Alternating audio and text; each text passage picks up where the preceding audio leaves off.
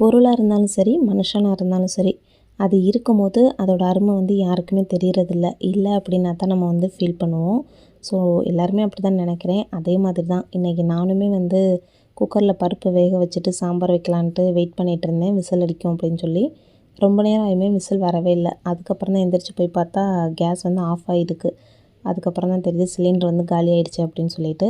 சரி, அதுக்கப்புறம் ரைஸ் குக்கரில் எப்படியாவது சாம்பாரை வச்சிடலாம், காயெல்லாம் கட் பண்ணி வச்சுட்டோமே அப்படின்னு சொல்லிட்டு ரைஸ் குக்கர் தான் எடுத்து ட்ரை பண்ணேன். பட் அதில் வந்து எனக்கு அந்தளவுக்கு வைக்கிறதுக்கு ஒரு கம்ஃபர்டபுளாக இல்லை.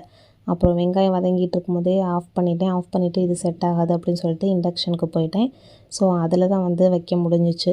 இதில் இன்னொரு முக்கியமான விஷயம் என்ன அப்படின்னு பார்த்தீங்கன்னா, நம்ம தனியாக நம்ம மட்டும் இருக்கும்போதெலாம் இந்த கேஸ் காலியாகாது, அரிசி காலியாகாது, எண்ணெய் காலியாகாது, முக்கியமாக பொரிகடலை இந்த மாதிரி ஐட்டம்லாம் காலியாகாது.